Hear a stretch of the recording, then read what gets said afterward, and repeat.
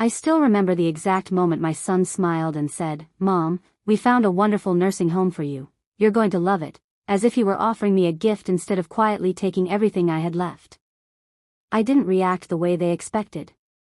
I didn't argue. I didn't cry. I just looked at him, then at his wife standing slightly behind him with that calm, rehearsed expression, and I nodded like I was considering it. But something in my chest shifted in that moment, not loudly, not dramatically, just a quiet click, like a lock finally turning into place. Because at 72 years old, after raising a son, burying a husband, and holding a family together for decades, you learn to recognize when love has been replaced by calculation. The conversation happened on a Sunday afternoon, the kind that used to mean pot roast in the oven and laughter around the table, but lately it had turned into something else entirely: short visits, polite smiles, and conversations that felt like business meetings. My house, the one my late husband and I bought 38 years ago, sat quietly around us, filled with memories they no longer seemed to notice. The hardwood floors still creaked in the same places, the kitchen still smelled faintly of cinnamon and coffee, and the sunlight still hit the living room window just right around 3 in the afternoon. It was a home built from years of saving, sacrificing, and choosing family over everything else. And now, sitting across from me, my own son spoke about it like it was an asset waiting to be repurposed. "It's just too much for you now," he continued, his voice soft but distant, like he had practiced it in front of a mirror. "Maintenance, stairs, all of it. We just want what's best for you." His wife nodded gently, placing a hand on his arm as if to reinforce every word. She had always been good at that, subtle, supportive, never directly confrontational, but always guiding things exactly where she wanted them to go. I studied her face for a moment, noticing how her eyes didn't quite match her smile. I had seen that look before, though I hadn't understood it at the time. Back then, I had mistaken it for confidence, for ambition, for someone who simply wanted a good life with my son. Now, I saw something else entirely. I leaned back slightly in my chair, folding my hands in my lap, letting the silence stretch just long enough to make them uncomfortable. "A nursing home," I repeated slowly, as if tasting the words. "That's what you think I need?" My son shifted in his seat, avoiding my eyes for just a second too long. "It's not like that, Mom," he said quickly. "It's a community. Activities, people your age, support if you need it. You won't be alone." Alone. That word lingered in the air between us, heavier than anything else he had said. Because the truth was, I hadn't felt alone until that very moment. I had been living by myself since my husband passed, yes, but I still felt connected to something, to my memories, to my routine, to the idea that this house was still my place in the world. Now, listening to them, I realized they didn't see it that way. To them, this house wasn't my home anymore. It was space. It was value. It was potential. And I was simply in the way of it. I gave a small nod, the kind that suggested agreement without actually giving anything away. "It's a big decision," I said calmly. "I'd need some time to think about it." Relief flashed across my son's face so quickly he couldn't hide it. His wife's smile deepened, just slightly, like a plan moving one step closer to completion. "Of course," she said warmly. "Take all the time you need. We just want you to be comfortable." Comfortable. I almost smiled at that. Because comfort, I realized, meant something very different to them than it did to me. To them, comfort was convenience. To me, it was dignity. And those two things don't always live in the same place. As they stood to leave, my son gave me a quick hug, the kind that felt more like obligation than affection. "We'll help you through all of this," he said. "You're not alone in this." I nodded again, watching them walk out the front door, listening to the quiet click as it closed behind them. The house fell silent once more, but this time it didn't feel empty. It felt clear. I stood there for a moment, looking around at the walls, the furniture, the life I had built piece by piece, and I let out a slow breath. They thought they had already won. They thought I was behind, confused, easy to move. But what they didn't know, what they couldn't possibly imagine, was that I had already made my move long before they ever brought up that nursing home. And by the time they realized it, there would be nothing left for them to take. After they left, I did not sit down right away.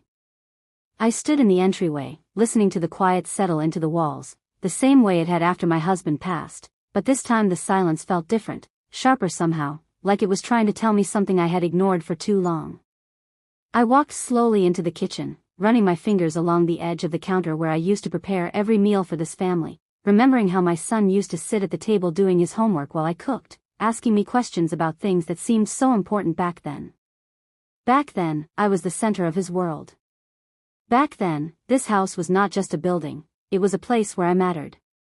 I poured myself a cup of coffee, even though it was already past 4 in the afternoon, and sat down at the table, staring at the empty chair across from me. It had been empty for 3 years now, ever since my husband's heart gave out on a quiet Tuesday morning, and I had told myself that at least I still had my son. I had held on to that thought like it was something solid, something unshakable. But now, looking back, I realized that things had started changing long before today, only I had chosen not to see it. It began with small things, things that were easy to excuse. Visits that became shorter, calls that became less frequent, conversations that felt rushed. My son used to call me every Sunday evening without fail. Then it became every other week. Then once a month. Eventually, it was only when he needed something or when his wife reminded him. I used to tell myself he was busy, that life had become complicated, that this was just what happened when children grew up and built families of their own. I wanted to believe that. It was easier then. Asking questions I was not ready to hear the answers to. His wife, on the other hand, had always been polite, always respectful in the way people are when they are careful not to reveal too much. She never raised her voice, never said anything openly unkind, but there was always a distance, a careful line she never crossed. At first, I thought she was just adjusting, trying to find her place in our family. I gave her space. I welcomed her into this house, into our traditions, into everything my husband and I had built together. I remember the first Thanksgiving after they got married. I woke up at 5 in the morning to start preparing the turkey, the stuffing, the pies, everything just the way my son liked it. She arrived wearing a perfect smile and a store-bought dessert, placing it on the counter as if it belonged there just as much as everything I had spent hours making. I told myself it did. I told myself this was how families grew, how they changed. But over time, I started to notice something else, something quieter and far more deliberate. Plans would be made without me. Holidays would shift, gatherings would move, and somehow I would always be the last to know, or sometimes not told at all until it was too late to join. There was always an explanation, always a reasonable excuse. Scheduling conflicts, last-minute decisions, misunderstandings. Each one small enough to dismiss on its own, but together they formed a pattern I could no longer ignore. I remembered the Christmas I spent alone because they said they wanted to keep it simple that year, only to see photos later of a full house, laughter, and a table set for 10. I remembered the birthday dinner I was told had been postponed, only to find out it had happened without me. Each memory came back now, clearer than before, like pieces of a puzzle finally fitting together. I had not been forgotten. I had been moved aside. Slowly, carefully, so that I would not notice until it was too late. I took a sip of my coffee, now lukewarm, and let that realization settle in. The conversation earlier was not sudden. It was not impulsive. It was the next step in something that had been building for years. They had been creating distance, reducing my presence, making it easier for me to disappear from their lives without causing too much disruption. And now, they were ready for the final step. A nursing home. A solution that sounded kind, reasonable, even thoughtful on the surface. But underneath, it was something else entirely. It was control. It was removal.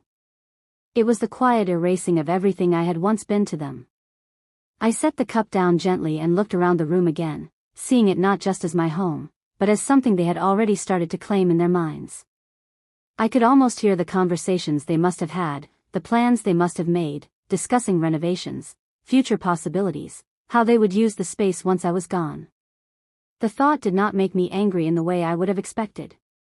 Instead, it made me calm.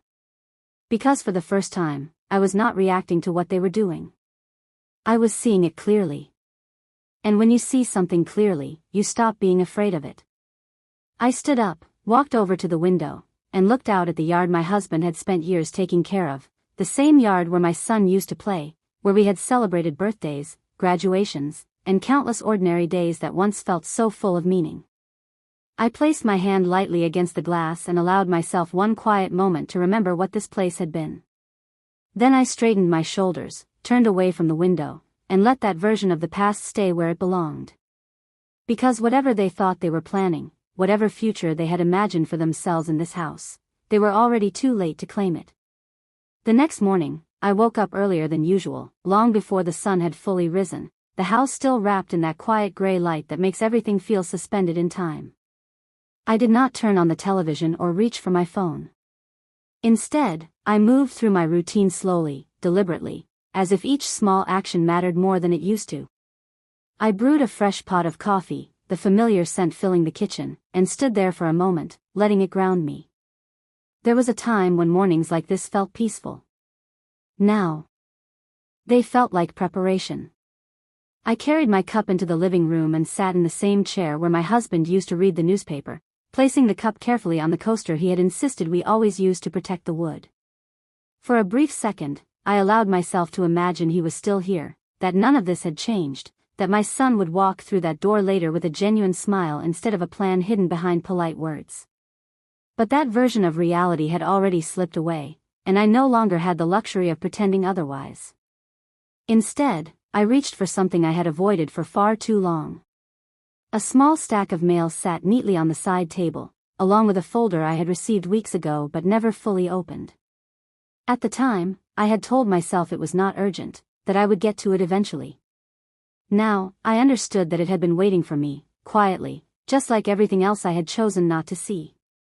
I opened the folder carefully, smoothing out the papers inside, my eyes scanning lines of text that once felt overwhelming but now felt strangely clear. Property records. Estimated values. Notices that had seemed routine at first glance but carried more meaning than I had realized. I read each page slowly, taking in every detail, every number, every implication.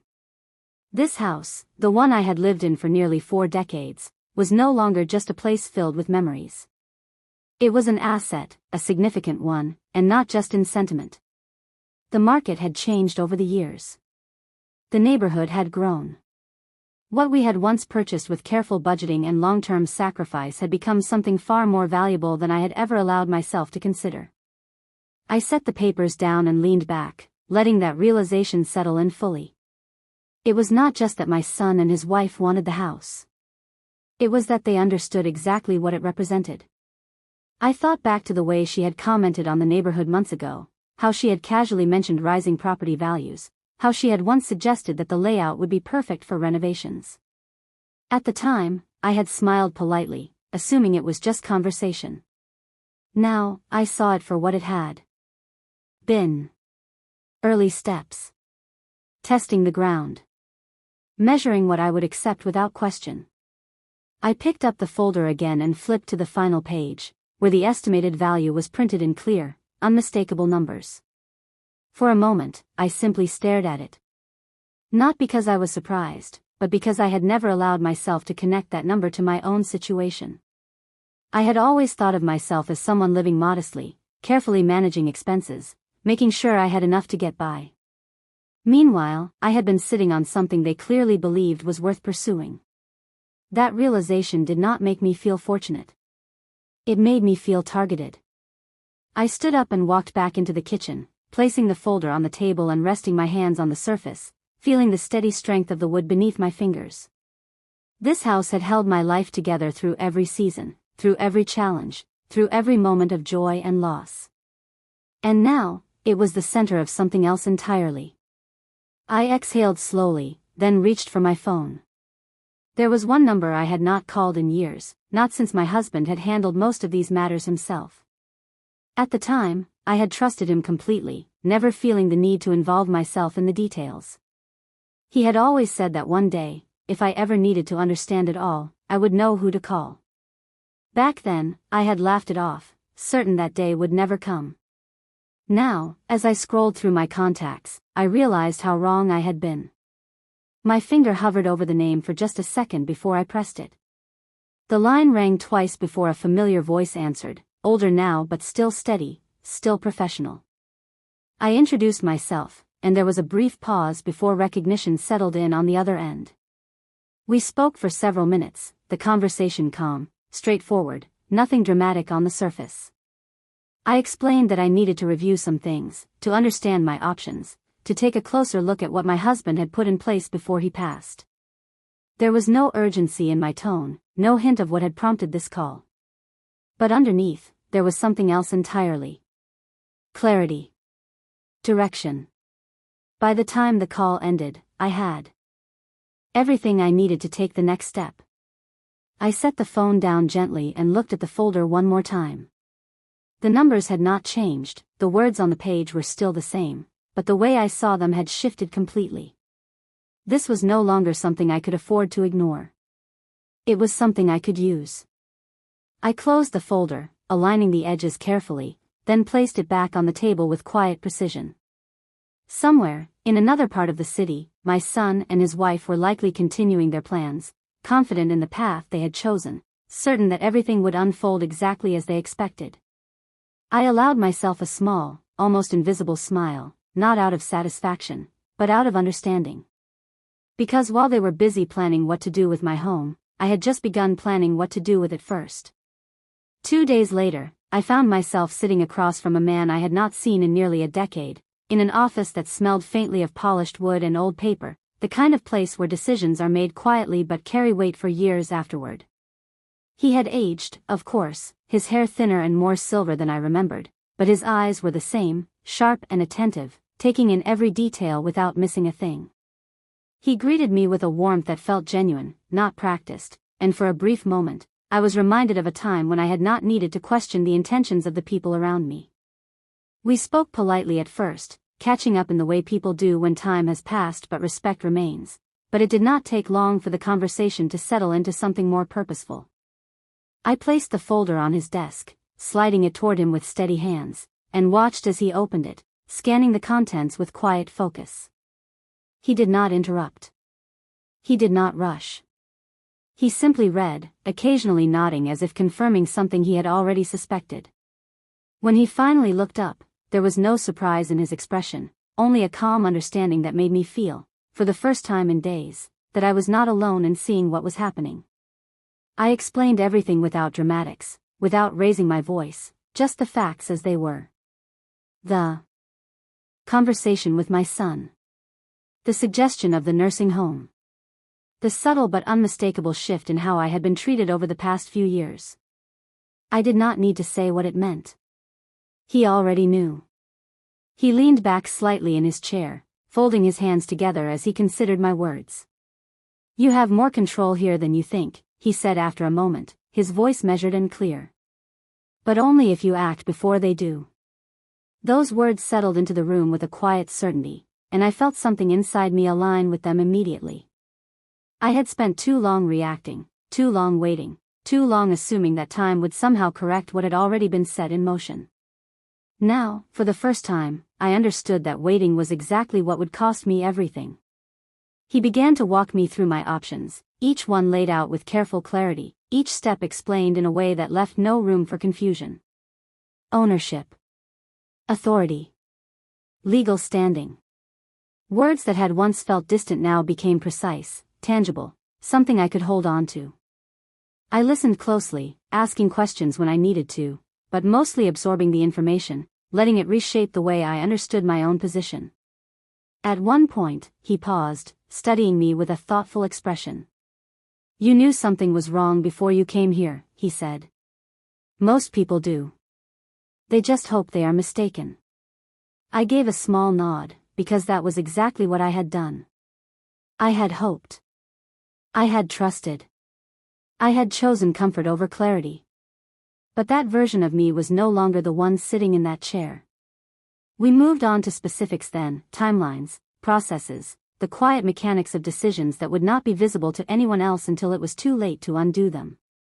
There was nothing rushed about it. Everything was deliberate, controlled, designed to ensure that once a step was taken, it could not simply be reversed by someone else's expectation. When he finally closed the folder, he looked at me with a steadiness that felt almost reassuring. "If this is what you want to do," he said, "you will need to commit to it fully. No hesitation. No second-guessing." I held his gaze for a moment, then gave a single, decisive nod. "I understand." And I did. Because this was no longer about the house alone. It was about something far deeper than that. It was about the quiet assumption they had made, that I would not act, that I would not question, that I would simply accept whatever future they arranged for me. It was about proving that assumption wrong without ever needing to raise my voice. The meeting ended without ceremony. No dramatic declarations, no visible shift that anyone outside that room would notice. Just a series of decisions, set in motion with the kind of precision that does not draw attention until the outcome is already inevitable. As I stepped outside into the late afternoon light, I paused for a moment, taking in the steady rhythm of the world around me. Cars passing, people moving, life continuing as it always does, unaware of the quiet turning points happening in places like that office. I walked to my car, opened the door, and sat down slowly, placing my hands on the steering wheel without starting the engine. For a few seconds, I allowed myself to feel the weight of what I had just done. Not fear. Not regret. Just the awareness that something had shifted in a way that could not be undone. Then I started the car and drove home, the familiar streets unfolding in front of me like they always had, but now carrying a different meaning entirely. When I pulled into the driveway, the house stood exactly as it had that morning, unchanged, quiet, waiting.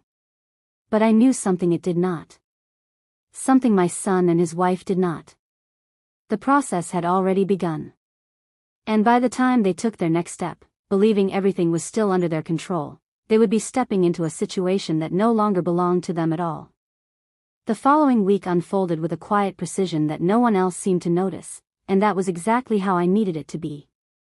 I kept my routine unchanged, waking up at the same hour, making my coffee the same way, tending to the small details of the house as if nothing at all had shifted beneath the surface. If anything, I became more attentive, more present, moving through each room with a calm that felt almost unfamiliar.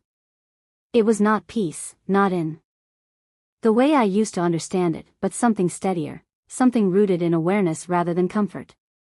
Every creak of the floor, every beam of sunlight through the windows, every object in its place reminded me of what this house had been and what it had quietly become. And while I moved through those familiar spaces, other things were happening beyond those walls, things set in motion with careful intention, handled through conversations that did not leave traces in the form of raised voices or visible conflict. Documents were reviewed, steps were taken, timelines were established, all without disrupting the surface of my daily life. By the time my son called 3 days later, I was ready for him in a way he could not have anticipated. His voice was warm, almost eager, the way it used to sound when he had good news to share, and for a brief second, it struck me how easily that tone could still appear when it served a purpose. "Mom, I was thinking we could come by this weekend," he said, casual but deliberate. "Maybe talk a little more about everything. Make sure you are comfortable with the plan." The plan. I let that phrase settle in my mind for a moment before responding, keeping my voice even, measured. "That sounds fine," I said. "Sunday afternoon works." There was a pause on the other end, just long enough to suggest he had not expected such an easy agreement. "Great," he replied quickly. "We will bring lunch." I almost smiled at that, at the familiarity of the gesture, how it echoed something from years ago when he used to bring takeout on weekends just to spend time together. But now, even that felt like part of something else, something more calculated than it appeared. When the call ended, I set the phone down and looked around the room, letting my gaze rest on the details I had once taken for granted. The framed photos along the wall, the worn but comfortable furniture, the quiet evidence of a life lived steadily and with intention. None of it had changed, and yet everything about how it would be seen by others had shifted. To them, this was no longer a home filled with meaning. It was an opportunity waiting to be claimed. Sunday arrived with clear skies and a soft breeze that moved through the open windows, carrying with it the scent of freshly cut grass from somewhere down the street. I prepared the table the same way I always had, setting out plates, glasses, and utensils with careful attention, not because I needed to, but because I chose to. There was a difference now. I was no longer maintaining tradition out of habit. I was maintaining it because it grounded me in something they could not take. When they arrived, they carried bags of food and easy smiles, stepping into the house with a familiarity that might have seemed comforting to anyone else. I watched them closely as they moved through the space, noting the way her eyes lingered on certain areas, the way his attention shifted toward the structure rather than the details. They were not just visiting. They were assessing. We sat down together, the conversation starting lightly, moving through safe topics, the kind that fill space without revealing anything of substance. For a while, it almost felt normal, almost like the years had not layered over us in the way they had. But eventually, as I knew it would, the conversation turned. He cleared his throat slightly, placing his hands on the table in a way that signaled a shift in tone. "We have been looking into some really nice places," he began, his voice steady but rehearsed. "Communities that focus on comfort, safety, activities. Places where you would not have to worry about anything." I nodded slowly, encouraging him to continue without offering anything in return. His wife leaned forward slightly, her expression soft, supportive. "It is not about taking anything away from you," she added gently. "It is about making sure you are taken care of." Taken care of. I let the words sit there between us, their meaning clear in ways they did not expect me to fully understand. I folded my hands together, meeting their eyes with a calm that did not waver. "And the house?" I asked simply.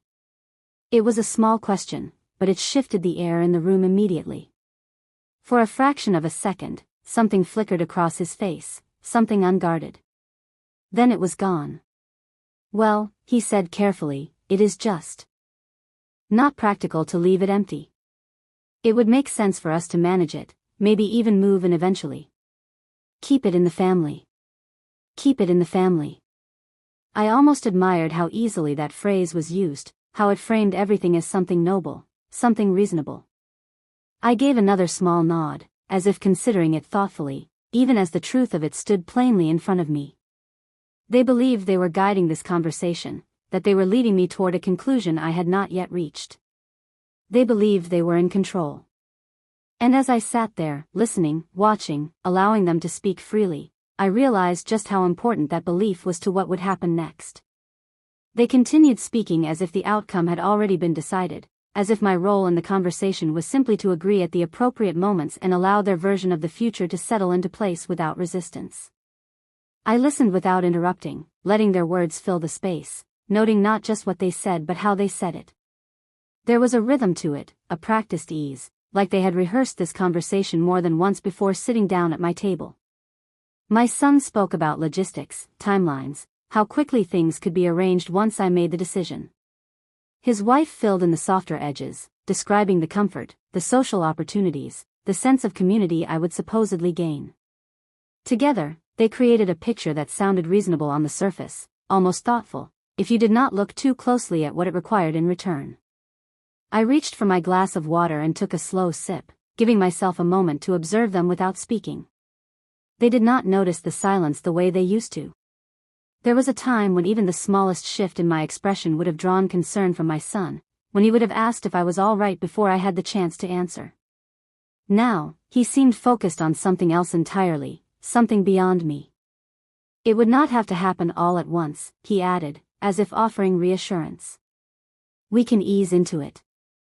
Start with visits, get you comfortable with the idea." I set the glass down carefully, aligning it with the edge of the table, a small, deliberate action that grounded me in the moment. "And during that time," I asked quietly, "what happens here?" Again, that brief flicker, that almost imperceptible hesitation before the answer came. "We would take care of things," he said. "Make sure everything is maintained. It would not make sense to let it sit unused." His wife nodded, her expression steady, her voice gentle. "We could even start making small updates. Nothing major at first. Just making it more suitable for the future. The future. I let that word echo in my mind, not with resentment, but with clarity. Their future. A version of this house that no longer included me, except as a reason for the transition. I leaned back slightly, studying them both in a way I had not allowed myself to before. Not as family. Not as the people I had trusted without question. But as individuals making decisions based on their own interests, their own expectations, their own assumptions about what I would or would not do. And in that moment, something became very clear. They were not asking for my permission. They were expecting my compliance. I gave a small, thoughtful nod, as if considering everything they had said with the seriousness it deserved. You have clearly put a lot of thought into this, I said evenly. My son seemed to relax at that, interpreting it exactly the way he wanted to. We just want what is best for you, he repeated, the phrase now carrying less weight with each time it was spoken. I allowed a faint smile to touch my lips, not warm, not cold, just enough to keep the surface of the conversation intact. Of course, I replied. And I appreciate that. We continued the conversation for a while longer, moving through details that sounded important but were, in truth, no longer relevant to me in the way they believed. Dates, options, possibilities. Each one carefully presented, each one accepted by me with quiet acknowledgement, never challenged, never resisted. It was exactly what they needed to feel certain. Eventually, the plates were cleared, the conversation softened, and the visit began to wind down. They gathered their things, moving through the house once more with that same subtle awareness, that same quiet assessment of space and structure. I walked them to the door, standing just inside the frame as they stepped out into the afternoon light. My son turned back briefly, offering me a reassuring smile. We will figure this out together, he said. I met his eyes and nodded once more. Yes, I said calmly. We will. The door closed behind them with a soft, familiar sound, and I stood there for a moment, letting the stillness return. The house felt the same as it always had, unchanged in its presence, steady in its quiet. But I was not the same person who had stood in that doorway a week ago. I walked slowly back into the living room, taking in the details once more, not out of nostalgia, but out of recognition. This place, these walls, this life, they were still mine, but not in the way they understood. I moved to the table where the folder had rested earlier in the week and placed my hand lightly against the surface, feeling the solid certainty beneath it. Everything they had just outlined, every step they believed was ahead of them, was built on a foundation that no longer existed. They just did not know it yet. I allowed myself a quiet breath, steady and controlled, then turned away from the table and continued through the house, my movements calm, deliberate, unchanged on the surface. Because the most important part of what was happening now was not what they had said, or what they planned to do next. It was that they still believed they were in control. And as long as they believed that, they would never see what was coming until it was already too late. The days that followed settled into a rhythm that felt almost ordinary on the surface, and that was exactly what made it effective. I moved through each morning with the same steady pace, making my coffee, opening the windows, letting the light fill the rooms as it always had. Nothing about my routine suggested that anything had changed, and that was intentional.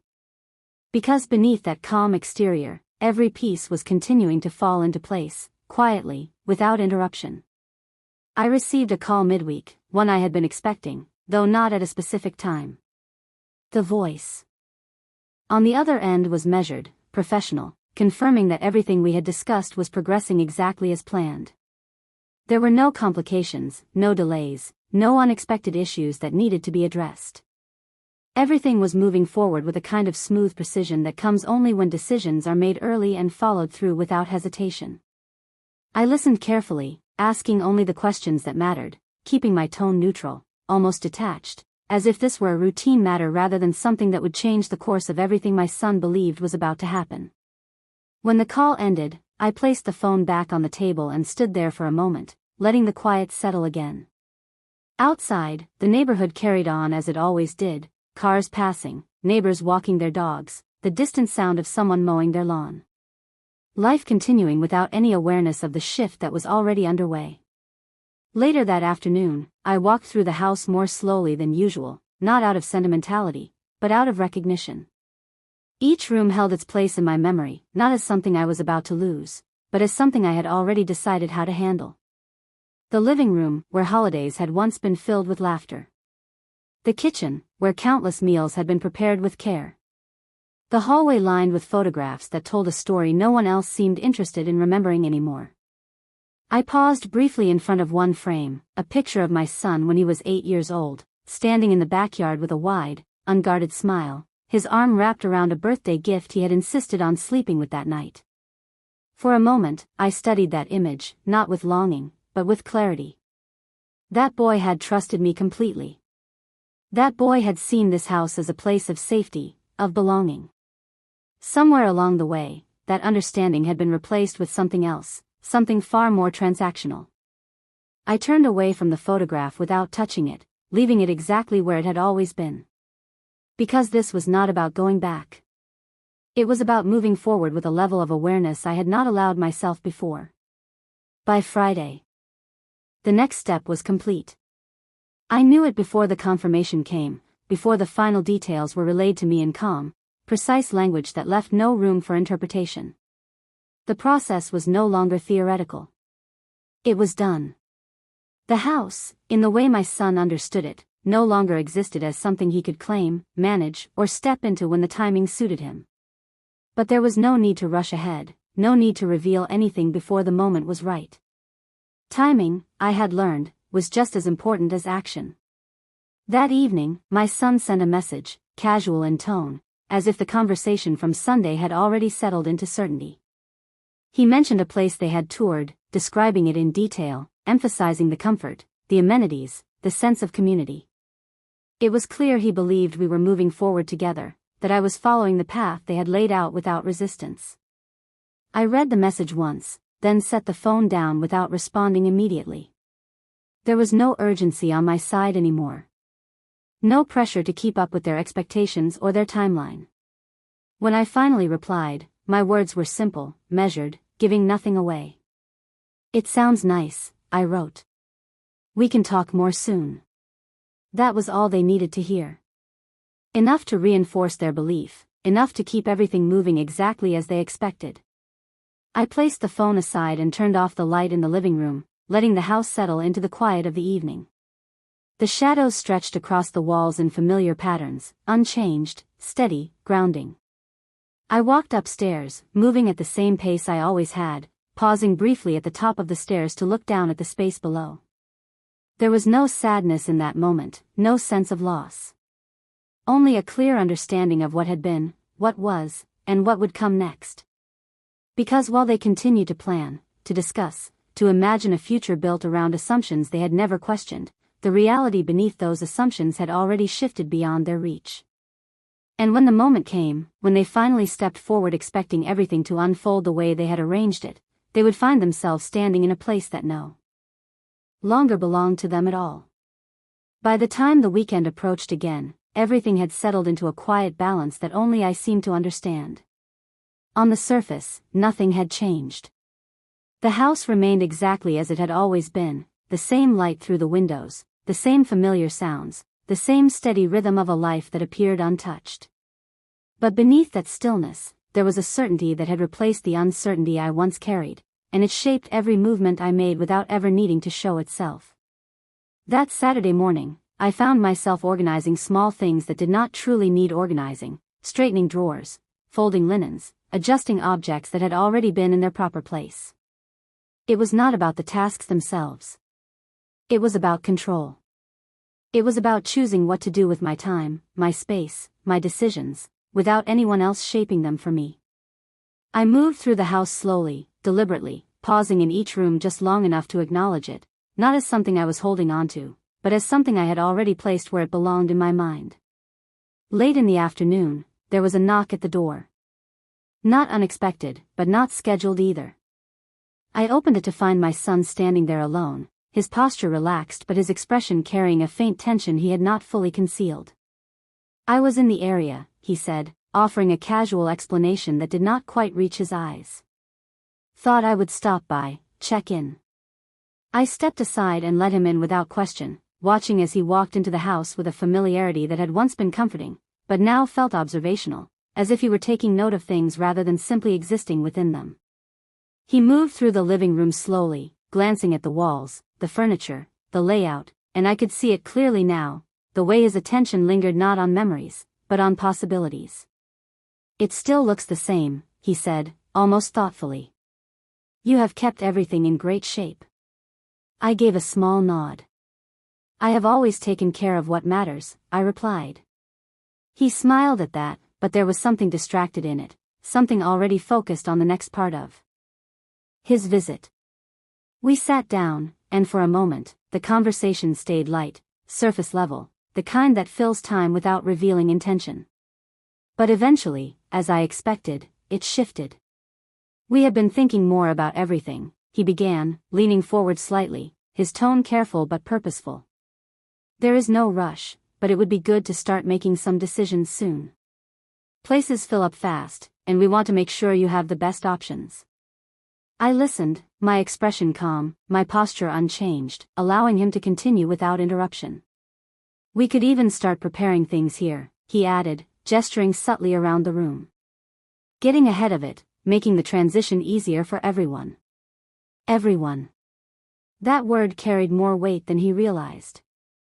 I let a brief silence settle between us, just enough to make him aware of it, before responding. You seem very certain about the direction you want this to go, I said evenly. He hesitated, just for a moment, then nodded. We just want to do what makes sense, he said. For you. For all of us. I held his gaze a second longer than usual, not with confrontation, but with a clarity he was not used to seeing from me. Then I gave a small, thoughtful nod. Of course, I said. That is important. The conversation continued, but something had shifted, something subtle that he could not quite identify. He spoke a little more carefully now, as if sensing that he was not entirely leading the conversation the way he believed he was. And yet, he still did not question it. He still did not see what was already in place beyond his understanding. When he stood to leave, he paused briefly in the doorway, looking back at the house once more, his expression thoughtful, almost satisfied. We will figure it out, he said again, as if repeating it made it more certain. I nodded once more, my voice steady, unchanged. Yes, I replied. We will. After he left, I closed the door gently and stood there for a moment, letting the quiet return. The house felt the same, solid, steady, unchanged in its presence. But I was no longer standing inside it in the same way he believed. I walked back into the living room, glancing around not with attachment, but with understanding. Everything was exactly where it needed to be. Including the truth they had yet to discover.